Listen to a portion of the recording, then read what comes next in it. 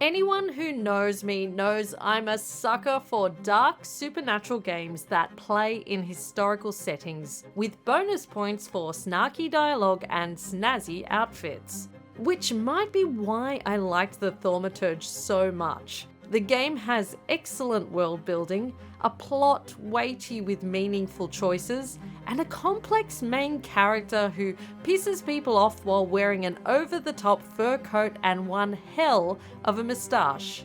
And you do this all alongside your best friend Rasputin. While it's not a perfect game, I mean the combat mechanics are somewhat imbalanced, I was willing to forgive a lot in order to follow the story of Victor Shulsky to its meaningful end.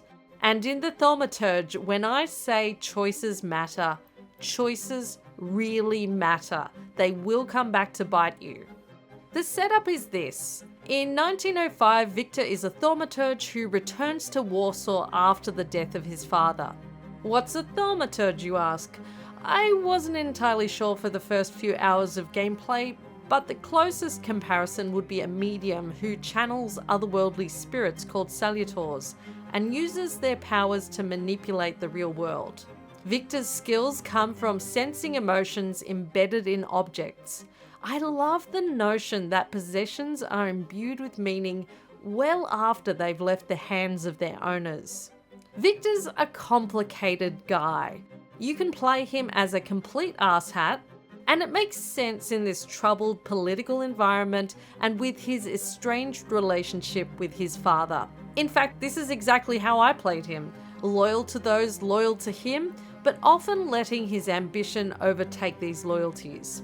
Or you can play him as a sympathetic guy, but be warned, this might lock you out of skills later in the game. There's a clear payoff for being good. I liken it to the high and low chaos playthroughs of Dishonored. You might be a nice guy, but nice guys are not always good negotiators. It pays to play it tough at times, although this might cost you relationships instead. Alongside Victor are a cast of wonderful NPCs, all as complex as the hero himself, who can't but help like the Chaos Gremlin best friend Alberici Nidzik, who wins Victor's affections by kidnapping him, then going on a complete bender and writing some sociopathic poetry along the way. Honestly, best friends forever. And I'd be remiss without mentioning the nuanced depiction of Rasputin, the Svengali who mesmerizes Victor with his knowledge of the supernatural world. Too often in fiction he's caricatured as a manipulative cult leader, but there's a compassionate side to his megalomania, which makes it even harder to figure out whether he's using Victor or genuinely his friend. What struck me as I played was how richly drawn the female characters were in this game. There are no simpering archetypes here. Strong women abound, from the local bar workers to Victor's sister, Lygia, who plays a major role in this story. She has inherited her father's business, and this chain-smoking, pants-wearing businesswoman will tell you exactly what she thinks. In fact, most of the women in this game will tell you exactly what they think. One of the funniest moments comes when two women are checking Victor out on a park bench, and this reversal of the male gaze is both hilarious and, as a female player, incredibly refreshing. It's for this complexity and nuance that the writing was the biggest highlight of the game. Much of the plot is balanced between Victor's pursuit of the Salutors and navigating the escalating political tensions in Warsaw between the Russian Empire and the fight for Polish independence. Tsarists and communists come into conflict under the shadow of the rise of fascism. And of course, in this literal powder keg, Victor's personal goals are going to come into conflict with the world state. And this is some really good writing and narrative design right here. Because a lot of the time when we're playing games, it's about creating the illusions of choice, but oftentimes it funnels us to the same place because of our choices. What happens here is that you do end up in a similar place, but the impact of your choices is felt differently in those places. And I think that this was one of the things that was really powerful and really admirable about the Thaumaturge, and that does set it above other games. You can choose to align yourself with one political side or the other, or your own thaumaturgical ambitions. Political malcontent Wanda is the unexpected face of the revolutionaries, and engaging with her as a feminist and political activist takes the story in unexpected directions. Finding the Salutors requires deft negotiation of these plot lines. For example, the Salutor Krampus is uncovered through exploration and opens up into a quest around Dockside Union politics. Less appealing to me was the quest to track down the Golem Salutor. I felt like I had seen versions of this story in both Berlin, the Wicked City sourcebook, and strangely enough, Terry Pratchett's Discworld books. Perhaps it's because the Salutors are mostly based on Slavic mythology, and the Golem is a more well-known story outside of Poland. These Salutors are also intricately tied up with the game's combat system, and here's where the game's flaws come to the table, much like Victor's collection of human flaws. While I greatly admire the writing here, the combat leaves a little to be desired. The turn-based combat alternates between Victor's physical attacks and curses alongside the Salutors. So different Salutors have different skills and payoffs. I mean, the Golem's strong physical attacks can knock an opponent out in a single turn, but that is going to be a slow attack. You have to really think about how to synergize between the Salutors and Victor's attacks. He may defeat an enemy in a single turn, and then your Salutor's turn is lost. And I probably would have liked to see this kind of shift over to another choice. I think that would have been a nice feature of the mechanics. I can understand why they chose not to. You have to be a little bit more strategic.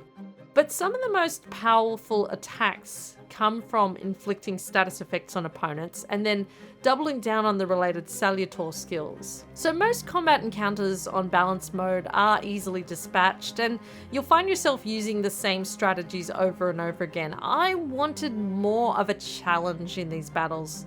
Perhaps I should have put the difficulty up on the more challenging mode. And I also wonder whether this game would have been better as a deck builder to provide more randomness in the encounters. It does get a little repetitive as you're beating people up around Warsaw. And look, Victor is always getting himself into trouble. But there's a major difficulty step between your everyday fistfights around Warsaw and the boss battles you'll encounter to capture the Salutors. So on balanced mode, these were particularly challenging, and my success relied a lot on the luck of Velas's healing capacity. And there were times where I played battles out repeatedly in order to capture the Salutor. I would have liked to see much more of a balance between the everyday combat and then these effectively boss battles throughout the game. Outside of combat, most puzzles and side quests are solved using Victor's thaumaturgical knack, demonstrated by lines of glittering blood in the environment. And while these are beautiful to look at, the wonder wears off by the end of the game. So instead of figuring things out for yourself, you're more reliant on the in-game direction to find clues and draw conclusions. Granted, some of these clues are very hidden and some require certain dialogue choices, and sometimes you can lock yourself out of storylines from feeding Victor's flaw of pride or just generally being an asshat. But mostly quests follow the same structure. Two conflicting parties are fighting, Victor must find clues to support either argument, and then take a side depending on how you feel about the moral quandary. Don't get me wrong, I love a good moral quandary, but the game is at its best when it doesn't over-explain, as with the murder mystery in Powiśle. It's also sometimes hard to know when and where quests are and when they've finished. Towards the end of the game, I thought I'd done all the key side quests and then realised I'd missed some after the game ended. But having said all this about the gameplay and the mechanics, don't let me turn you off playing it. Because despite all these things, I absolutely loved the writing here, and the writing just powered me through this game. I had to know what happened because there were so many twists and turns and so many points where I felt like I'm going to click this button and something is going to happen and I'm going to get payback for this choice later on in the game. And I haven't felt that way about a game for a long time. It would be remiss of me not to mention the other highlight of this game, which is the world building. The location and character design serve the story to create a unique supernatural world. I haven't quite seen anything like this Slavic-inspired, gritty historical setting where Warsaw feels like a bastion before the forests and villages full of folklore. The design is a key part of creating this atmosphere, where even the attempts at modernity can't hide from the supernatural histories that attach themselves to places. In terms of NPC animations, there were some areas which require more finesse. When characters are wearing clothes around their neckline, mostly women, some of the connecting lines between the head and body can be seen. And look, I appreciate this is an indie game, and I do hope that some of these graphical issues can be fixed with future patches. However, the holistic design style of the maps, menus, and color themes deserve commendation and go a long way to creating a consistent tone for the player. The top-down environments feel rich and beautifully constructed, featuring many of the historical buildings of the time. I recently visited Warsaw, hoping to see some of the places I'd experienced in the game, without realizing that all of them had been destroyed in the 1944 Nazi bombing after the Warsaw Uprising. The only old buildings that exist in the city have been rebuilt from scratch in the style of what once existed there, which, if that's not a symbol for video games about how we create spaces and recreate and replicate spaces, then I don't know what is. Visiting Warsaw was a haunting end to my experience of this game.